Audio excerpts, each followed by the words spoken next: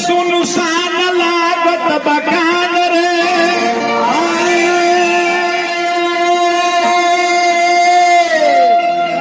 बलिदान धरती वही कुरुक्षेत्र के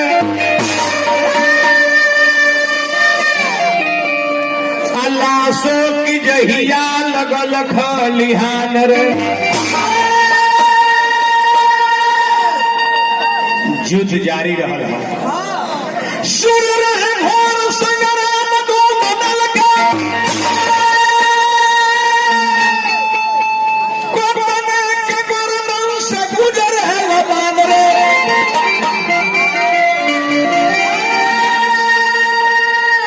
और वीर रणधीर लड़ी लड़ी के मरते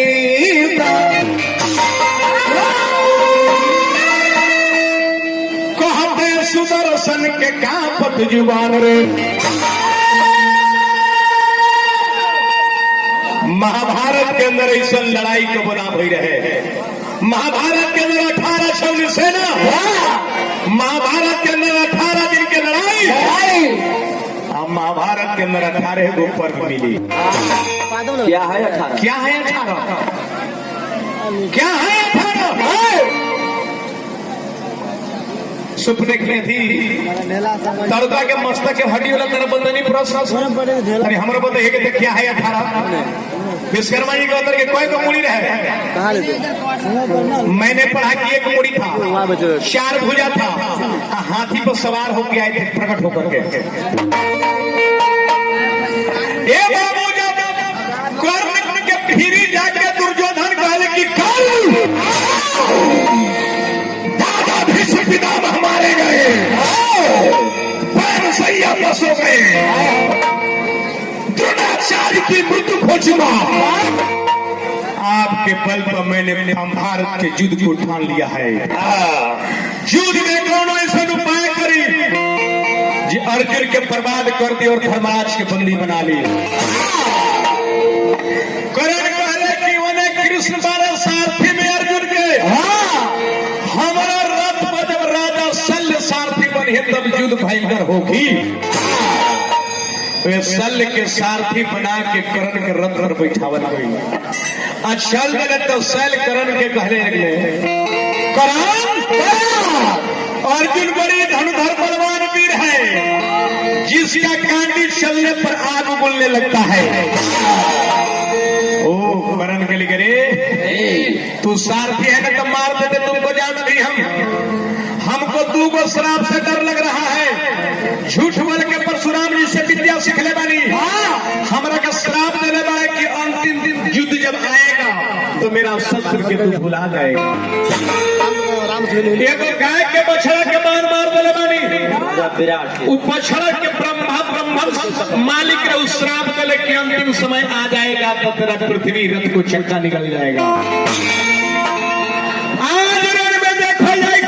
माई का दूध पिए लेगा कि करण माई का दूध पिए लेगा।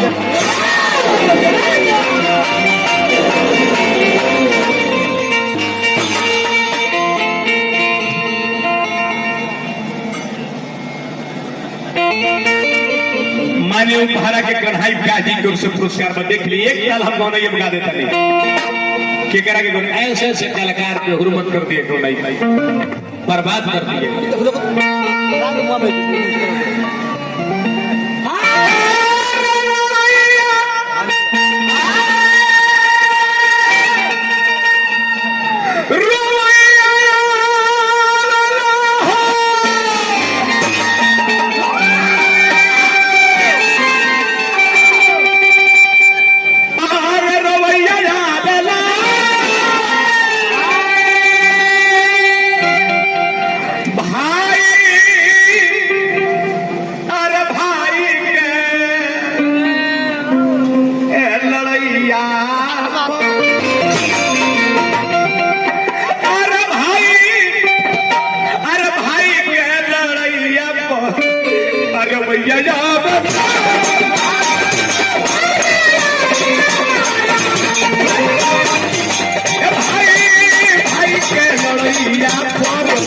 भैया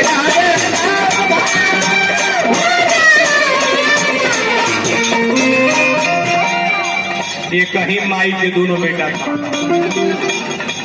एगो धर्म के पक्ष में अर्जुन था और कर्ण कुकर्म के पक्ष में था, दुर्योधन के साथ था। मुदई बनल रे भाई, एक ही के ताहू भाई।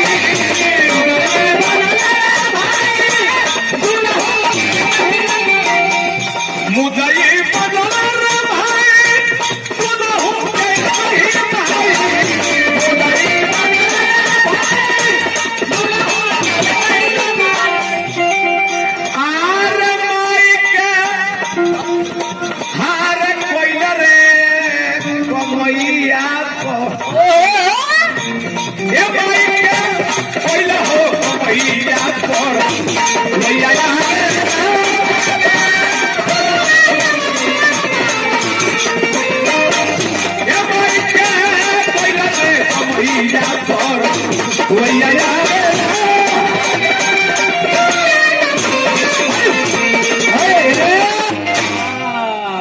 कर्ण के सेनापति लेके अपना सेना कुरुक्षेत्र में आ गई। भगवान कृष्ण अर्जुन को हतर के भगवान आज हमारे रथ कर्ण के सोझा ले चली। आज हम माई के दूध पियले पानी की कर्ण माई के दूध पियले बा। आज युद्ध क्षेत्र में हम रह चाहे कर्ण रह जाए। ऐसा युद्ध देखे खातिर देवता लोग आसमान अपना विमान में खड़ा कर देले। ऐने भगवान कृष्ण शंख युद्ध के फूक रहल बारे।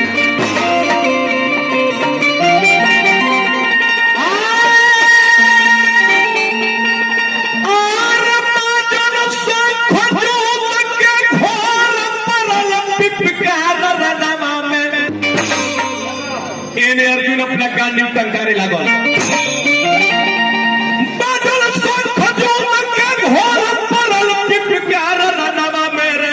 लागल जंग कहीं, अरे लागल जंग कहीं आई वो दोनों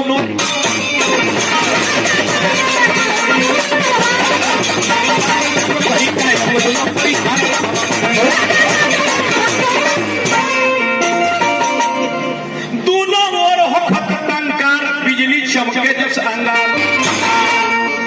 खचा खच भरल रहे विमान तनिको लौके ना आसमान। वार पर यार हो उबार पर यार हो घोर परल हाहाकार रनवा मेरे। चल लागल जंग कहीं का, अरे लागल जंग कहीं का ये दोनों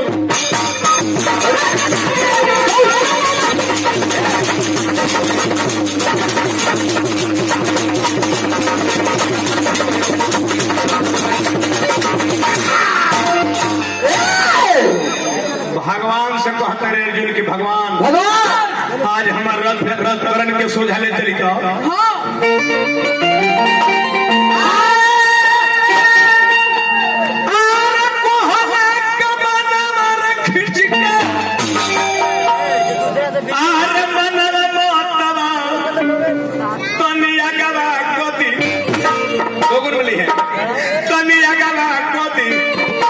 अरे रथवा के जल्दी नाम जला अतौनी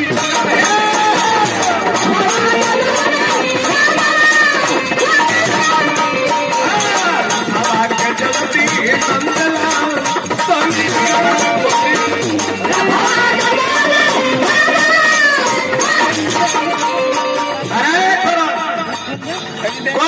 मुदैया के झकवा छोड़ा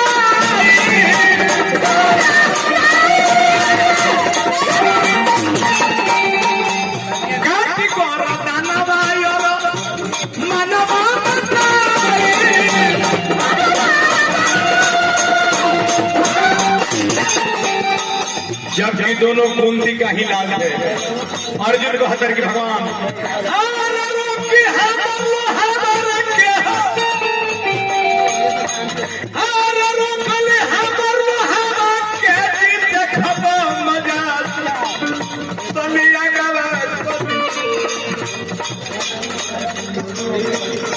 सोना भी हमारे जितेंद्र भाई ठीक से जहाँ चैत में भय प्रोग्राम वाला ₹100 के पुरस्कार देने रुक के हमर लोहा के देखबा मजा पानी अगरा कोटी राधा के जल्दी नंदला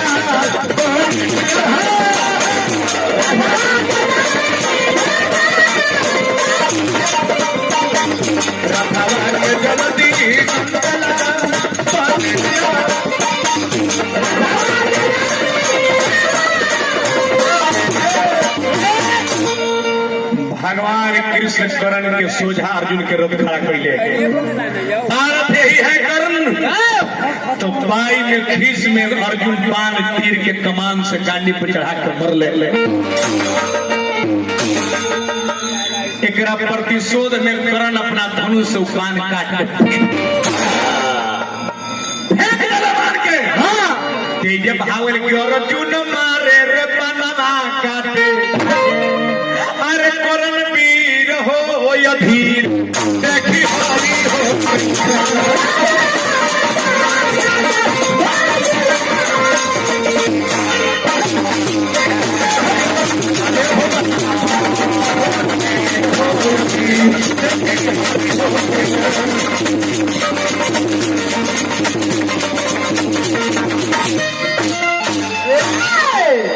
करण पान चलवले कि अर्जुन के पान छत बिछत हो गए भगवान रथ पर खड़ा होकर अफसोस करते रे पारथ ई का होता तारा बल पर धर्मराज के नाज हो और तारा पान के करण बुझत नहीं थे करण चलावत पान शान से काटी देता गिरा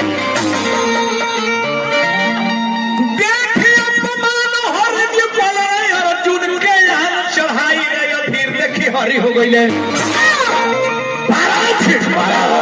अरे पारथ उल्टा कैसे बहे ला समीर हो अभी देखी हरी हो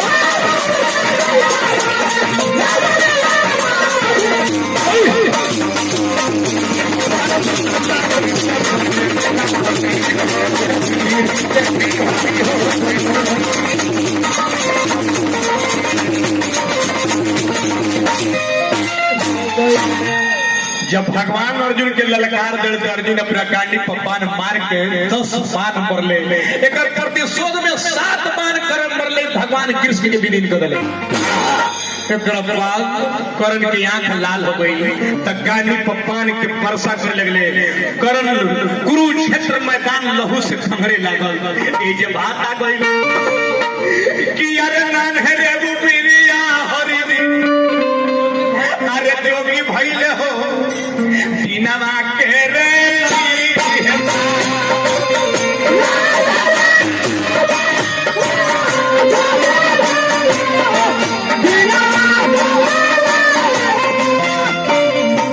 नन्हेरा उमेरिया हरि जोगी भइले हो दीनवा के रे लई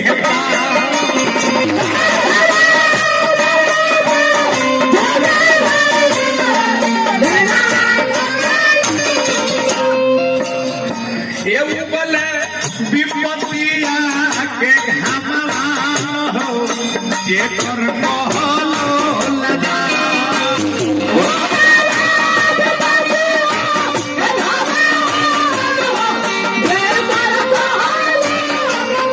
अर्जुन मार मार के बाण खरिहान रण क्षेत्र में कर दिले सारा कुरुक्षेत्र में कौरव के सेना भाग खड़ा हो गई अर्जुन इतना विकराल रूप दिन धैले करण बेचारे अकेला युद्ध क्षेत्र में डटा है बाबूजी लहुआ के धार से उखाड़े धरती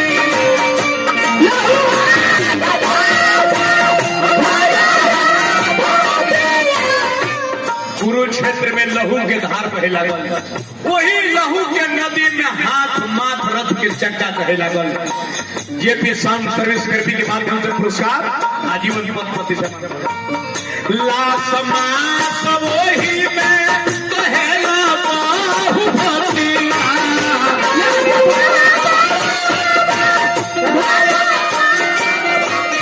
और तुम मचवल को हरा जे पर कहला होला जा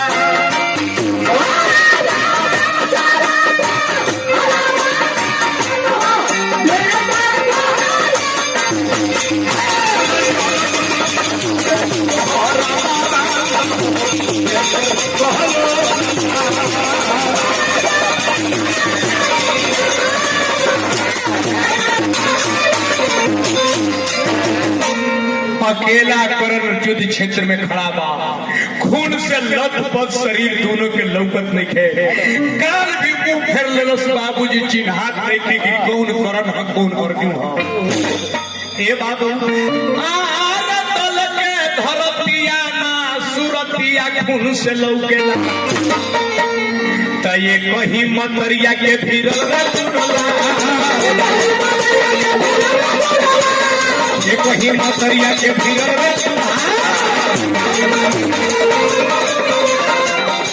अरे बाबा के पास धरतिया चल चढ़ाए लागल, बाबा के पास धरतिया चल चढ़ाए लागल।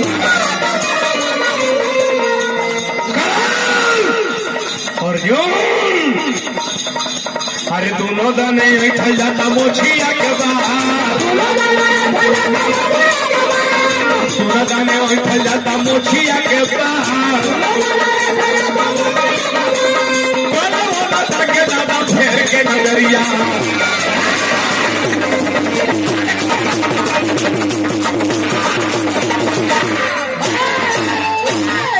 पतने में करण को अर्जुन बाण चलावले की करण के गांडी पिया गई, करण के कांख में बाण जाके धंस गई बा, करण मूर्छा पर रथ पर गिर गई बा। ये जो सुदर्शन कटिंग लागल तखुना तो भइले रत में होतन में भारत के खुना में करन भइले रत में तन में भारत के मचल भोर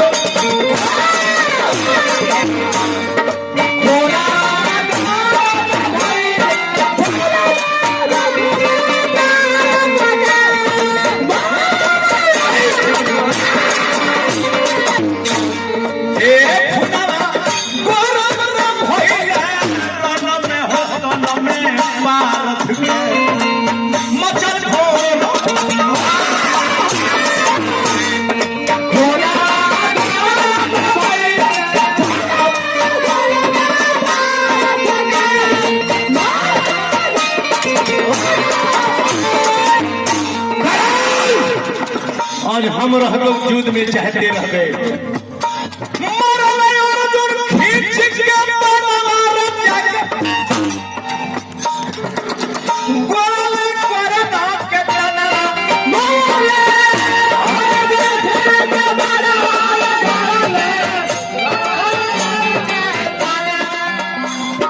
जब देखले की करण में होश हो गया तो अर्जुन अपना गांडी उठा दिले,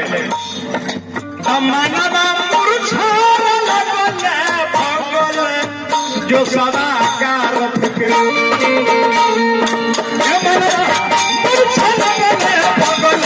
जो सदा का रथ के मचल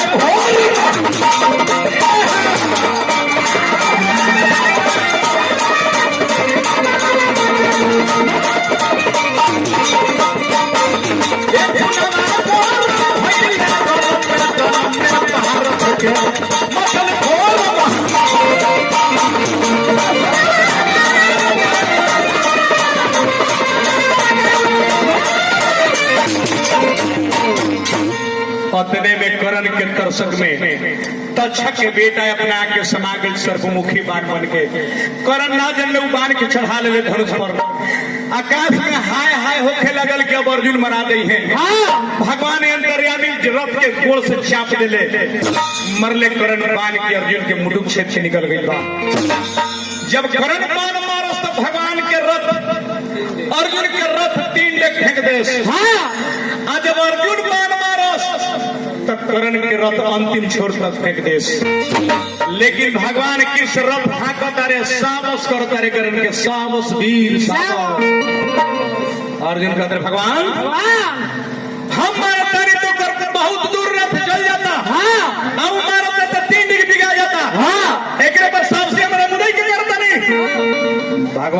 कहते कि अर्जुन अर्जुन अरे तेरा रथ पर तीनों लोग के भार लेकर मैं बैठा हूँ और ऊपर ध्वजा तो हनुमान जी है, नहीं तो करण इस रथ को रसातल में फेंक देता। करण ऐसा वीर दुनिया में कोई नहीं है। ये बाबू अपने बीच में एगो शक्तिशाली अर्जुन शस्त्र चढ़ावे के गांडी पर कोशिश करता रहे, इन्हें करण भी अपना धनुष संभालता रहे। इतने में रथ के चक्का डगमगा के धरती में धंस गए। जब धरती में धंस गए तो करण के मन में अफसोस होके लगा कल के ले परशुराम जी के दिहल शस्त्र भुलाए लगल। करण अपना रथ पर से धनुष बाण रख के कूद गई और रथ के चक्का निकाले लगा। कहते कि रुक जा अर्जुन, रुक जा। जिसका धनुष कट गया, जिसका सारथी मारा गया, जिसका रथ फंस गया है, उस पर बाण चलाना धड़धड़ का काम नहीं है। हमको रथ के चक्का निकालने दे। ये बाबूजी दोनों भुजा के बल करण अपना रथ के चक्का में लगा चुका। प्रमाण मिलता है कि 6 आंगुर वाली पृथ्वी को टांग लिया करण, 6 आंगुर पृथ्वी को टांग लिया, लेकिन रथ के चक्का श्राप से नहीं निकला। तो करण के आंख से आंसू छलक जाता है। करण कहता कि मैं भी भक्त के सहारा किया, मैं भी ताली बना दान दिया, लेकिन आज हमें बुझा गया कि भक्त धर्म भी अपना भक्त के सहारा कर। तो कूद के लगवल दोनों हाथ बाकी निकसल न राथावा और तने में उठ गईले गवैया रे करण के दिनवा भाली।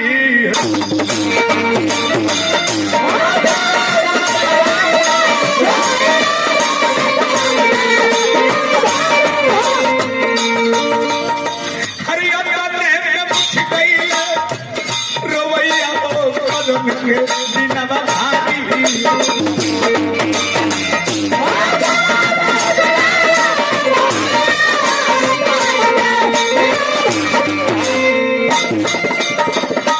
भूल गईले परशुराम जी के दिया हुआ विद्या करण भुलाने लगा। भूल गईले गुरु परशु राम कह गया नामा और अर्जुन बल्ला की पीरवा बोलला बच्चा।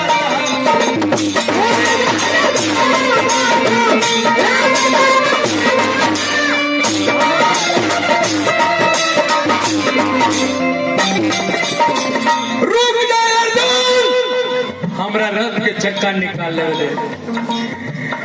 रख रख अर्जुन अपन तीर के खाली दे फबीर के, हमरा रथ के चक्का निकाल ले अर्जुन।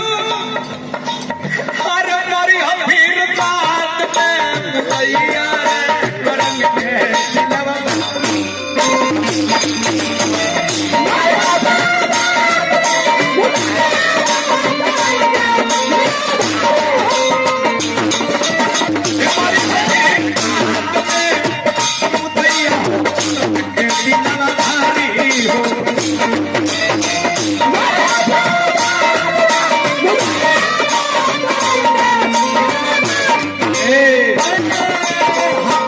उसी समय भगवान कृष्ण रथ पर खड़ा हो गए। अरे करण, आज तोरा धर्म के बात याद आ रहा है? वो दिन धर्म कहाँ रहे जब पंचाली के सभा में चीर खींचे जाते हैं? वो दिन तेरा धर्म कहाँ था जब 7 महारथी बेटा अभिमन्यु को मार दिया? उस दिन तेरा धर्म कहाँ था करण जब भीम के 20 पिया के रसातल में चला गया? आज तेरा जीते जी छुटकारा नहीं थे। जैसे राजा नील अपना भुजा के बल पर राज ले आज अर्जुन तेरा के मारिया राज ले ली। इतने सुन ले तो फिर रथ फंसा हुआ है और फिर करण धनुष के रथ पर खड़ा हो गई। आज फिर हो कबरी के करण धनुषा उठई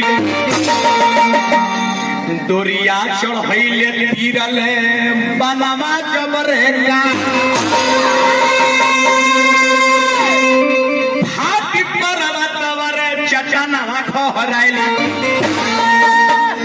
और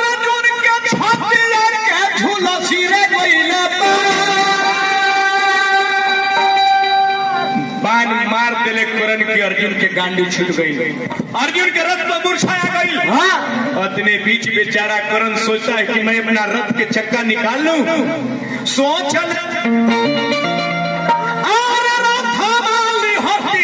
निकाली रे सोचल, अरे रथा वाली हती अतने बीच में अर्जुन जी के ठीक है। इन्हें रथ अपना चक्का निकाल रहा है करण रथ का, इतने में अर्जुन का मूर्छा छूट गया, वह गांडी उठा लेते हैं अर्जुन। अतने बीच में अर्जुन जी के ठीक है। मूर्छा छूटल हाल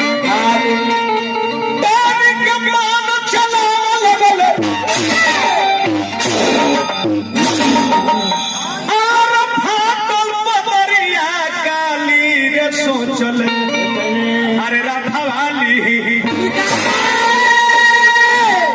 उसी बीच में मरले पांव कि करण के सारथी रथ ध्वजा कट के आसमान मोड़ गई। ए बाबू, दुर्योधन अंतिम क्षेत्र से देख रहा है, सोच रहा है कि आज मेरा मित्र मारा गया, अकेला युद्ध क्षेत्र में है। ए बाबू,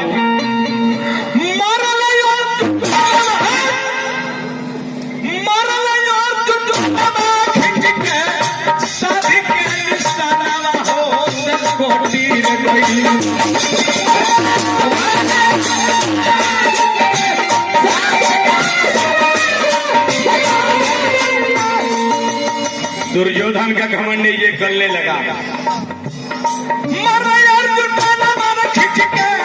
शादी का निशाना हो सचूर भइल,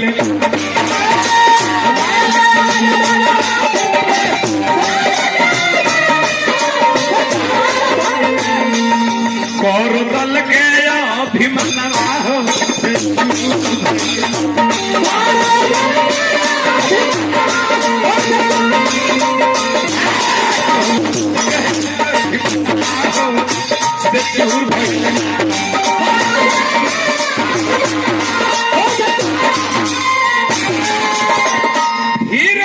अर्जुन चला के रथ के ध्वजा कट गई, करण के ध्वजा कट के आसमान उड़ गई।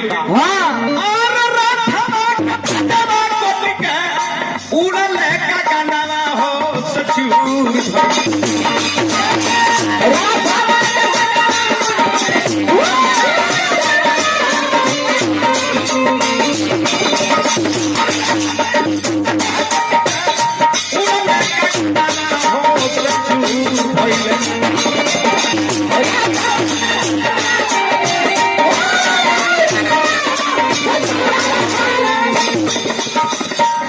कुल बोरना दुर्योधन हो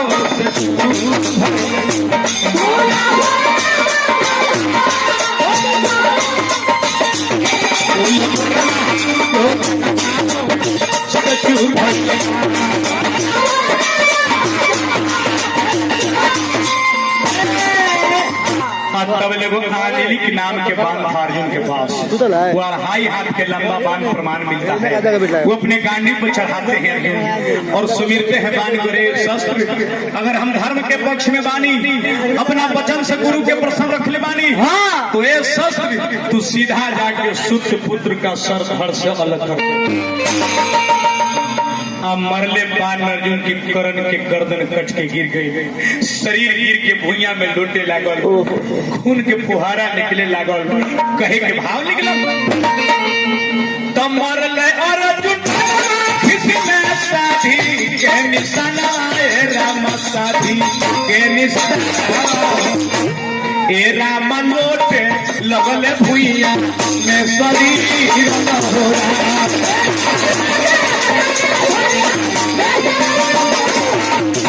तेरा लोटे हो लगले भुइया में शरीर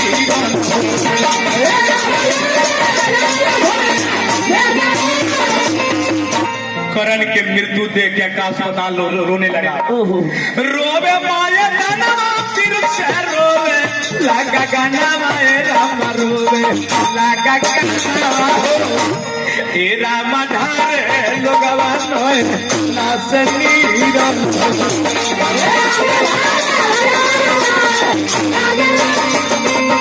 मेरा बधार लोग नाचे